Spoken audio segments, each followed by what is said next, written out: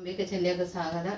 ഇന്ന് ഞാനിവിടെ ഉണ്ടാക്കാൻ പോകുന്നത് ഒരു ഇലയപ്പത്തിൻ്റെ റെസിപ്പിയാണ്. നമുക്ക് വീഡിയോയിലോട്ട് പോകാം. ഇത് ഗോതമ്പ് പൊടി. ഇതിന് ഞാൻ 2 പാത്രം ഗോതമ്പ് പൊടിയാണ് ഞാൻ എടുത്തത്. ഇതിൽ ശർക്കര 250 ശർക്കര പാനിയാക്കി കുറച്ച് ഞാൻ ഒഴിച്ച് ബാലൻസ് കൂടുണ്ട്. പിന്നെ ഒരു അരമുറി തേങ്ങ ഇതിലിട്ടു.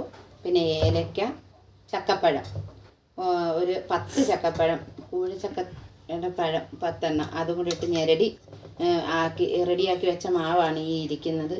അത് പ്രത്യേകം എടുക്കാൻ പറ്റിയില്ല. കാരണം എന്ന് പറഞ്ഞാൽ ഒരു മഴയും കാറ്റ് ഇടിയൊക്കെ ആയിരുന്നു. അതുകൊണ്ട് അങ്ങനെ മൊത്തം കൂടി ഇട്ട് കാണിക്കാൻ പറ്റിയില്ല. അതുകൊണ്ട് ഇത്ര ഞാനെന്ന് വെച്ചാൽ ഗോതമ്പ് പൊടി, ചക്കപ്പഴം, തേങ്ങ പീര, ഏലക്ക, ഇതിത്രയും, പിന്നെ ശർക്കര പാനി, ഇതിത്രയും കൂടെ ചേർത്താണ് ഞാൻ കുഴച്ച് വെച്ചത്.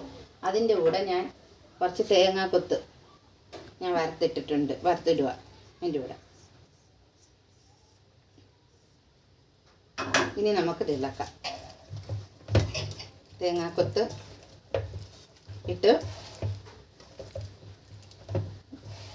ഇലയും എല്ലാം അവിടെ കരുതി വെച്ച് ഞങ്ങൾ വീഡിയോ എടുക്കാൻ കുറേ നേരത്തിന് മുന്നേ ഒരുങ്ങിയത്. അപ്പോഴത്തേക്കൂടെ ഭയങ്കര ഇടിയും മഴയും കാറ്റും ഒക്കെ. അപ്പം ഞങ്ങളുടെ വീഡിയോ താമസിച്ചു പോയി എടുക്കാൻ. അതുകൊണ്ട് നിങ്ങൾ പ്രേക്ഷകരെ ഞങ്ങളോട് ക്ഷമിക്കണം.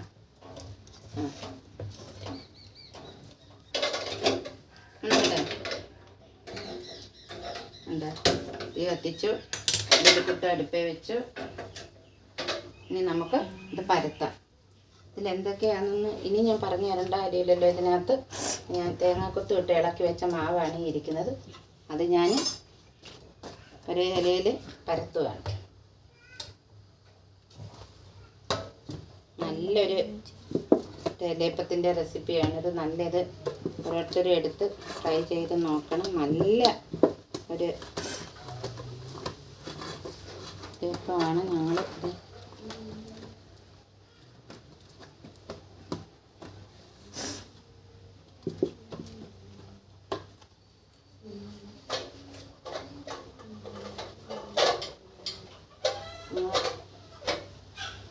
വയ്ക്കുമ്പോൾ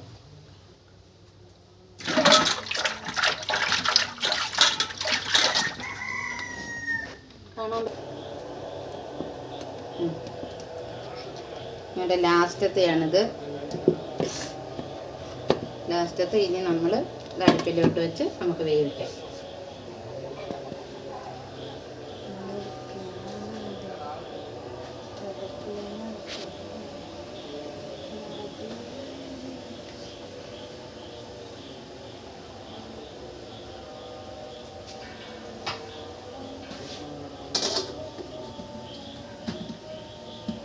വൈകുന്നേര സമയങ്ങളിലൊക്കെ ഇതുപോണക്കൊക്കെ ഇപ്പോൾ ചക്കയൊക്കെ ഉള്ള സീസണാണ്.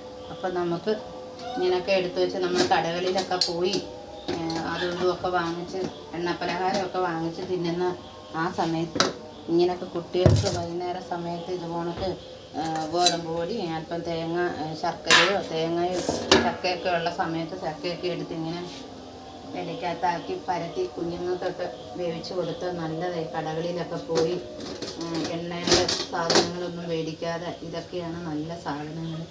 നല്ല രുചിയായതിന്. നമുക്കത് ഇനി അടുപ്പിലോട്ട് വെച്ചിട്ട് വേവിക്കാൻ വെച്ചിട്ട് അങ്ങനെ ഇലയപ്പം റെഡിയായി. നല്ല മണം, നല്ല അതോടുകൂടി നല്ല ചക്കപ്പഴത്തിൻ്റെയും ശർക്കരപ്പാനിയുടെയും ഏലക്കയുടെ ഒക്കെ എല്ലാത്തിൻ്റെയും കൂടെ നല്ല മണം. നിങ്ങൾ ഇതുപോണക്ക് ട്രൈ ചെയ്ത് നോക്കണം. കാരണം എന്തൊക്കെയാണെന്ന് ഞാൻ ഒന്നുകൂടെ പറഞ്ഞു തരാം. ഇത് കണ്ടോ എന്തൊക്കെയാണെന്ന് ഞാൻ ഒന്നുകൂടെ പറഞ്ഞു തരാം.